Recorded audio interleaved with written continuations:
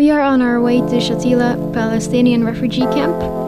I don't know enough about the Israeli-Palestinian conflict, and so what I'm about to tell is information that I got from people I met here. About a fifth of the Lebanese population are refugees, most of them from Palestine and Syria.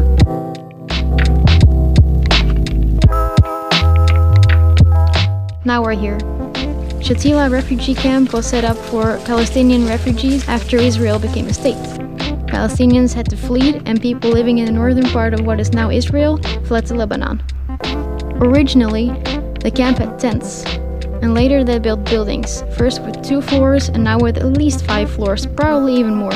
Somewhere around 20,000 people live in this area of 1 square kilometer. The Palestinian refugees do not have a citizenship, and for practical reasons they cannot own a property in Lebanon, and there are many jobs they can't have. They cannot return to Palestine. Since the Syrian civil war, there are now many Syrians living here, as well as poor Lebanese and poor people from other countries.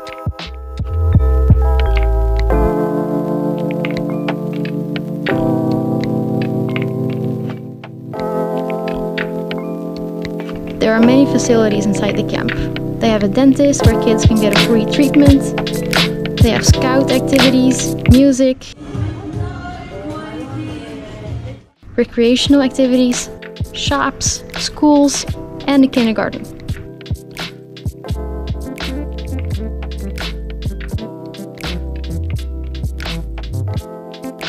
This is the line, perpendicular line. A line? Line. Yes. And this is how you arrive. Oh yeah.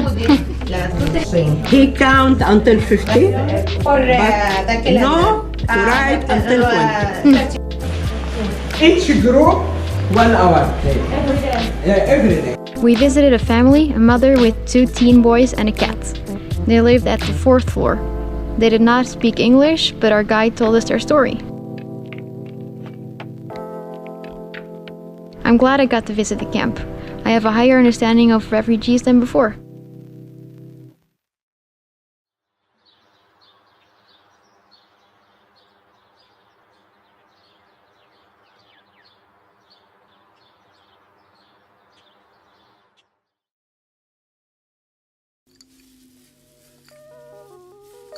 We're on our way to BAALBEK. BAALBEK is a city that lies close to the border to Syria.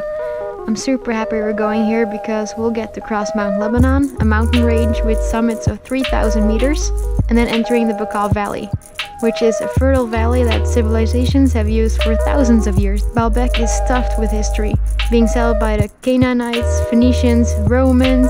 We'll get to see remains of a place where people have been settled for 8,000 to 9,000 years. Unfortunately, it is very foggy, so I have to look really closely at the views.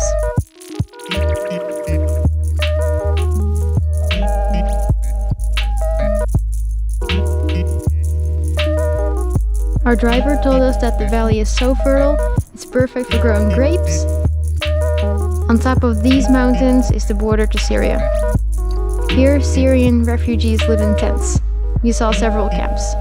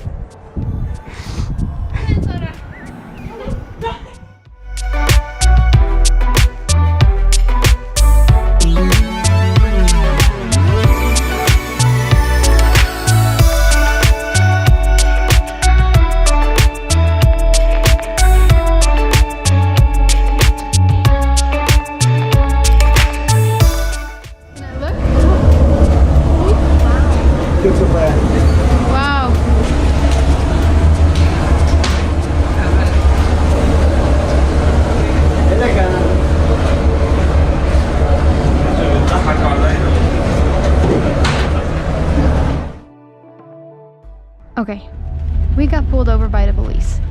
Apparently it has been snowing on the mountains, so the police checks all the cars and lets through only the ones with a 4-wheel drive or cars with chains. There's a massive traffic jam. The driver told us there is another road to Beirut, but he would not let us go there because it's not safe, and the state of Lebanon wants tourists to be safe. The driver pulled over the car and put chains on the tires in the pouring rain. We drove through the chaos and the police let us pass. But the chaos was not over.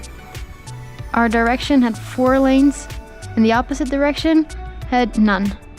So little by little, the cars from the other direction managed to squeeze through us. The traffic started to flow again, and we gained some speed.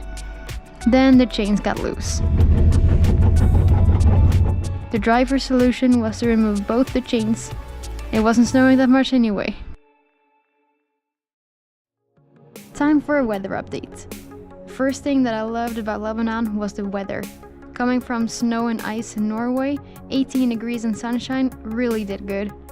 But February is unpredictable.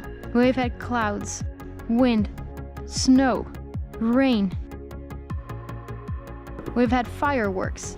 Okay, that's not weather, but it was pretty. We have seen not only 1 but 2 rainbows. When we thought we had seen every type of weather, there was a thunderstorm.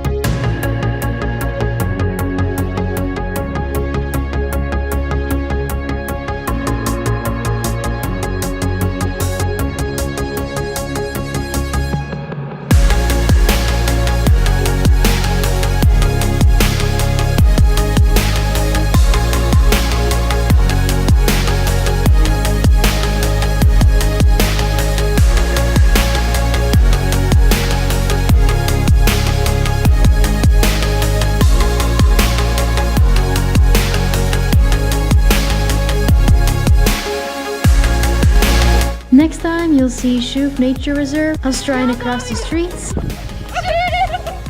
and one of the world's oldest towns.